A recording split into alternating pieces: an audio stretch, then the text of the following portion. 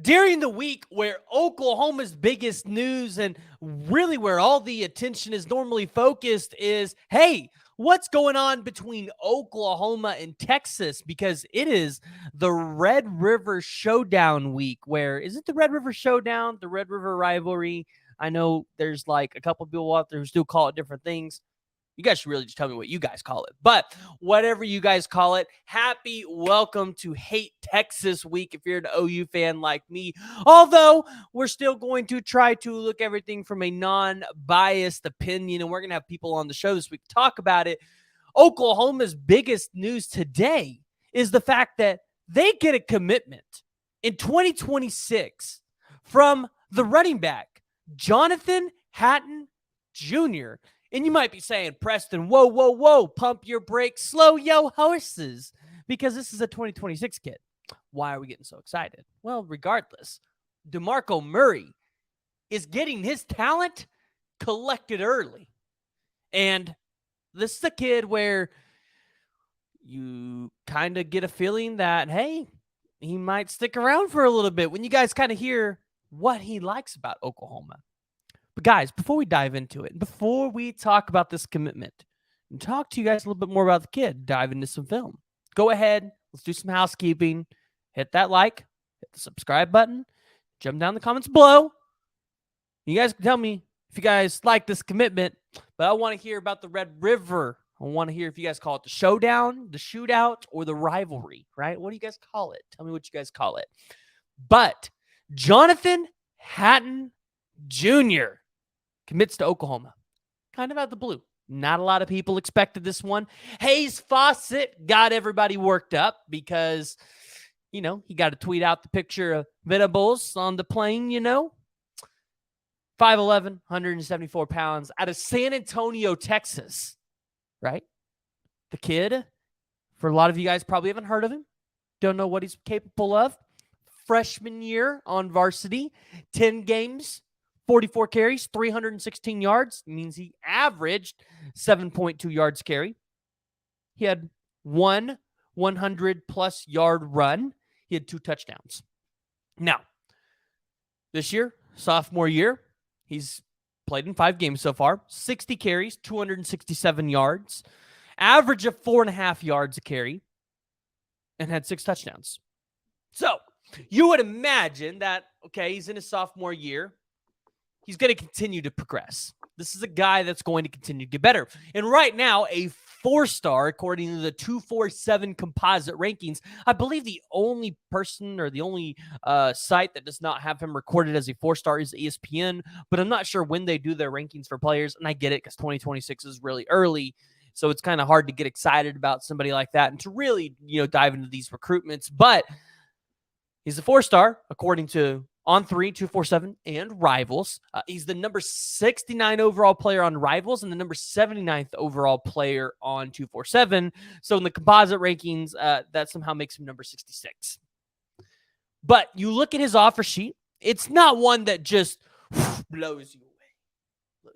See my hair? My fake hair that I have? Anyways, sorry, I'm trying to be funny there. Not that funny. But offer sheet, not one that blows you away, but it's still impressive for Oklahoma to go out here and get a win this early. So you beat Baylor, Houston. Remember, Houston's now a Big 12 team, Power 5 team, and local, hometown to him. Nebraska, Texas Tech, Toledo, UTSA. For those of you who don't know where UTSA is located, they're actually in San Antonio. Nice campus, though.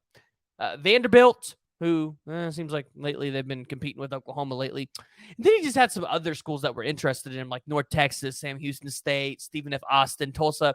Weirdly, all 4 of those schools did not offer him for some reason, but a total of 8 offers. And he's been around a little bit.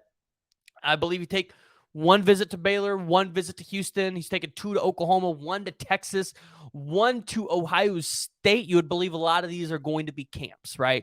Where he goes in, he gets eval'd by the staff. Maybe a lot of these guys have to come do it 2 or 3 times before they can even earn an offer.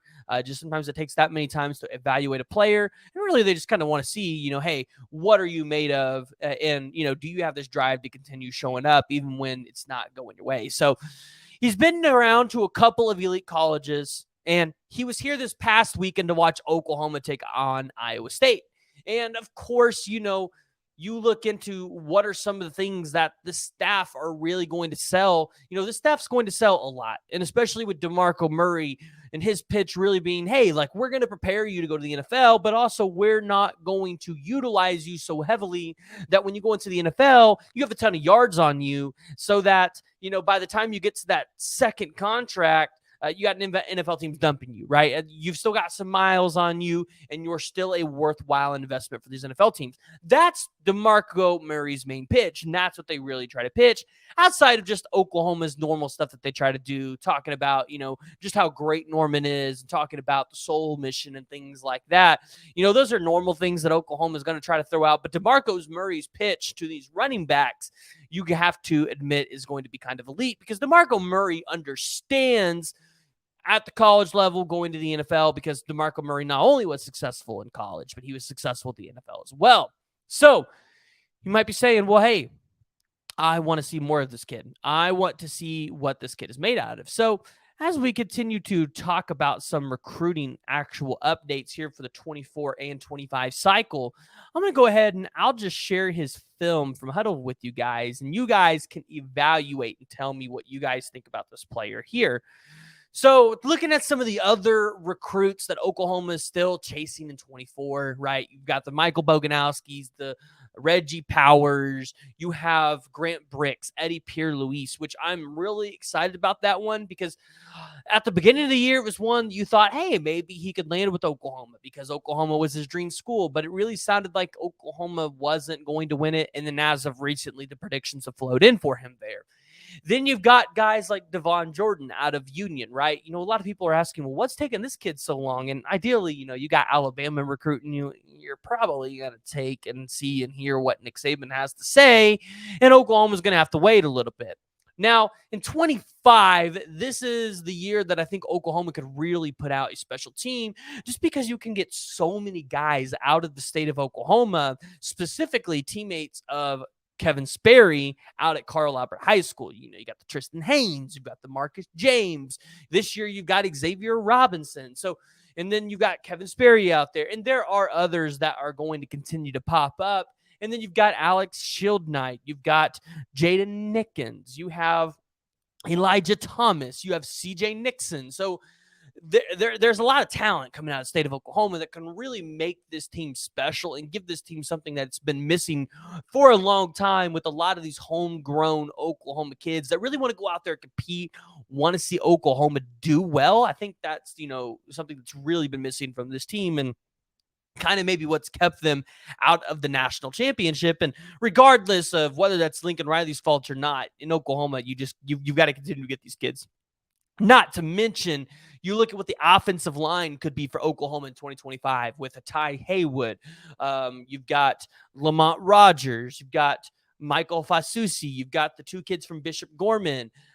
There's so many prospects for Oklahoma there. I believe there's one up in Kansas and one in Missouri. So there's a lot of opportunity for Oklahoma to make this an elite team and put up those classes that we've kind of seen out of the Georgias and the Alabamas of the world, right? That's what Oklahoma is going to be able to start doing, especially if they win this week against Texas. You're really maybe going to start to see a lot of momentum drawn up for Oklahoma on the recruiting trail. Now, not naive to completely ignore 2026, because as you guys are sitting here and you're watching the film and you're seeing the speed of this kid and you're seeing the way that he's able to find the holes and sometimes make defenders miss, you might be asking yourself, well, in 2026, what else is there for Oklahoma? And it's a little bit far out. And obviously, Lincoln Riley, he got himself a quarterback out there by the name of Julian Lewis.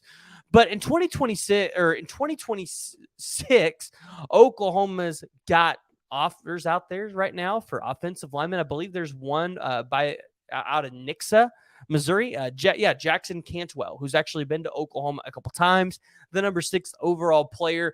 One, you really like where Oklahoma would sit there just because you're in the SEC. Nixa is only about 4.5, 5 hours from Oklahoma. I've been there. I have family from that area. So it's really, really good to see that, hey, Oklahoma might be able to get a kid from there. So 2026 could be a special class for Oklahoma as well. But of course, we have to focus on the current, the here and now. What's Oklahoma going to do in 2024? How are they going to fish and shake up? Right now, they're sitting at number 7. You expect Oklahoma is going to sneak into the top 5, maybe even in the top 3, depending on a couple flips that they might or might not be able to get, maybe like a Bryant Wesco or a Williams Nwaneri. I don't think Sammy Brown's it, guys. I know a lot of people have questions around Sammy Brown in Oklahoma and will he flip? You know, my take on it is Sammy Brown is a guy that has been going to Clemson since I believe he was in middle school for camps. I don't think you're going to be able to flip a guy like that regardless of how bad Clemson is, just because I think he would see the opportunity there to revitalize a program that he's loved so much back to its former supremacy.